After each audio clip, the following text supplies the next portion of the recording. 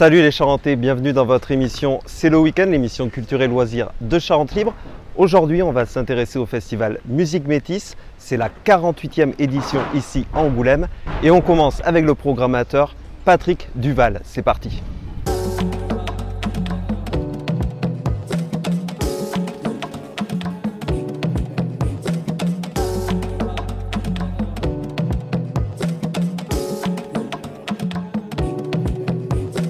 Patrick Duval, bonjour. Bonjour. Merci de nous recevoir. Vous êtes le programmateur musical du festival Musique Métis. Pour ceux qui ne connaissent pas du tout, à quoi s'attendre ce week-end? Ah, beaucoup de musique. Alors déjà des musiques qu'on n'a pas trop l'habitude d'entendre peut-être à la radio, quoique ça. Il y a les radios généralistes comme Inter ou FIP aussi, passent beaucoup maintenant de musique du monde. Donc ce sont des musiques qu'on commence à entendre régulièrement. Mais en tous les cas, des musiques très diverses. On va passer de l'électro palestinien ce soir aux musiques juives des Balkans dimanche. Et entre-temps, on aura fait un détour par le Brésil, par Brooklyn aussi, par l'Afrique bien sûr. Donc c'est un voyage au fond qu'on propose. Et puis c'est l'occasion en 3 jours d'écouter une vingtaine de concerts. Des têtes d'affiche pendant ces 3 jours? Alors des têtes d'affiche, oui, sachant que le mot c'est compliqué de parler tête de d'affiche est tous les groupes relatif quand on parle de musique du monde aussi, parce que c'est pas là on parle pas de Zao de Sagazon ou Angèle, etc. Donc oui, il y a des têtes d'affiche. Flavia Coelho, la chanteuse brésilienne, qui vient de sortir un nouvel album. Pour moi, c'est une tête d'affiche. Orange Blossom aussi, ce groupe qui vient de Nantes et qui mélange musique orientale et électro, trip-hop, etc. C'est une tête d'affiche. Chantel, DJ berlinois qui mixe tous les sons d'Europe de l'Est et aussi des sons latino-américains. C'est quelqu'un qui, depuis 15 ans, 20 ans, fait des concerts. Donc, et puis bien sûr, ce soir, en ouverture, 2 groupes mythiques de la musique jamaïcaine, les Congos et puis les Gladiators. Alors ce soir, on le rappelle, on est jeudi, les portes ouvrent à 19 h. Les années précédentes, c'était le vendredi, samedi, dimanche. Maintenant, ça démarre du jeudi et ça va se terminer samedi. Pourquoi ce choix? C'est une tentative aussi. L'idée, c'était de bouger un petit peu cette nostalgie du dimanche soir. Le dimanche soir, on terminait toujours avec à la fois moins de monde sur le site, parce que les gens partaient tôt, parce qu'ils bossent le lendemain, parce qu'ils avaient les enfants, etc. Mais c'est un autre format, au moins qui va nous permettre le samedi de terminer en faisant une grosse fête autour de ces musiques métisses. Sans avoir à se dire le lendemain on travaille, donc en effet. Et puis peut-être le jeudi soir intéresser un public un peu plus étudiant, un peu plus jeune. Peut-être, voilà. Est-ce qu'il y a un groupe que vous rêveriez de voir ici? Peut-être un groupe qui vous a dit non déjà? Alors pas un groupe qui nous a dit non, mais oui, il y a un projet que j'aimerais bien avoir ici un jour. C'est le projet de Damon Albarn, African Express. C'est un projet qu'il avait monté avec Tony Allen, le regretté batteur de Fela Kuti. Mais Damon Albarn continue à faire vivre ce projet-là, qui au fond, là encore, c'est un projet de mix de musique. C'est-à-dire c'est des grands noms ou des noms moins connus de la musique africaine, et puis des gens de l'électro, des gens du hip-hop, des gens des autres musiques, et tout le monde se retrouve.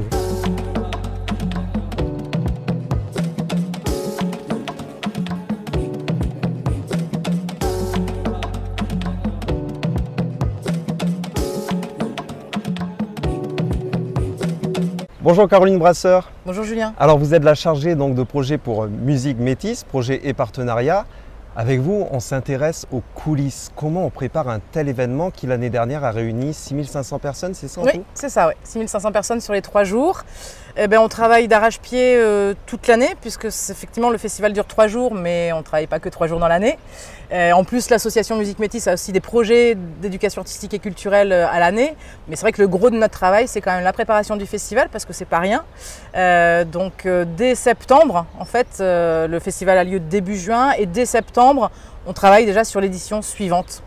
D'accord, donc bien 8 mois à l'avance. 8 mois à l'avance pour la programmation, pour les partenaires, pour l'espace restauration, enfin pour toutes les personnes qui vont participer au festival. Voilà, il faut bien anticiper les choses en amont. Donc c'est du travail. Alors on a vu avec Patrick Duval en première partie d'émission un petit peu la programmation. Avec vous, ce qui nous intéresse, c'est les salariés, les bénévoles.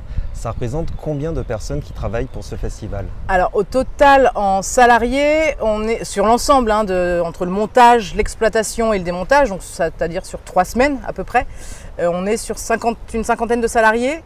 Et au niveau bénévole, qui sont plus là les 2 derniers jours avant le montage, avant le festival et pendant le festival, on est chaque année sur une centaine de bénévoles. Donc ça représente en tout 150 personnes qu'il faut driver, ça c'est votre travail? Voilà. Non, je ne suis pas toute seule. Non, on a des équipes aussi, on a notre régisseur technique et notre régisseur accueil artiste aussi qui sont là en renfort donc avant le festival, qui sont intermittents du coup eux. Travaillent pour d'autres événements aussi et qui sont présents effectivement pour chapeauter les équipes techniques et gérer aussi l'arrivée des artistes, les runs, il faut aller les chercher, les loger, etc. etc. Parce qu'en effet, il y a tout le visible, les musiciens, les chanteurs, mais il y a les travailleurs de l'ombre. Est-ce qu'il y a des étudiants en Goumoisin qui viennent donner main forte? Oui, alors on travaille chaque année avec le LISA où on a à chaque fois 3 ou 4 stagiaires de la filière son et du LISA qui sont là présents sur le festival pour aider les équipes techniques et ça leur permet aussi d'être en stage et donc d'apprendre aussi sur le terrain.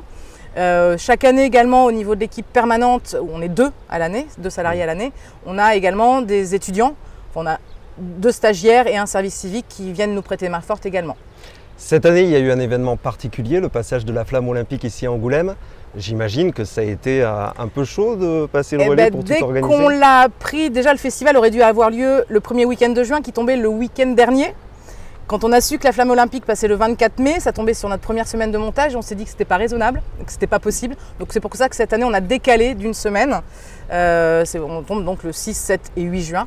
Et donc après non, on a fait une réunion avec les services techniques de la mairie pour voir ce qui pouvait rester en place, ce qui n'était pas nécessaire, pour limiter aussi les livraisons et les enlèvements de matériel. Donc non, ça pareil, ça s'anticipe. Alors Musique Métis, c'est très connu ici en Charente et notamment à Angoulême, mais sur la place nationale, dans l'échiquier national, vous le situeriez comment ce festival? Au niveau du public, on a un public plutôt néo-aquitain. On a quelques personnes qui viennent aussi du reste de la France, mais plutôt néo-aquitain. On défend des esthétiques musicales spécifiques, on est sur des musiques métisses, c'est les musiques actuelles du monde, mais qui sont très modernes aussi, ça a bien évolué depuis les années 90, on ne parle plus de musique du monde aujourd'hui. Donc on a un festival quand même phare sur la scène nationale, et au niveau des découvertes également, on a bien sûr des têtes d'affiche, mais on a aussi, ce qui a toujours été dans l'ADN du festival, des découvertes. Notre slogan c'est cultiver votre curiosité, donc c'est venez aussi découvrir les artistes, vous ne les connaissez pas, mais venez, ça ne sera pas déçu. Vous ne serez pas déçus, pardon. Merci beaucoup Caroline. Merci Julien. Et on vous souhaite un bon festival. Merci.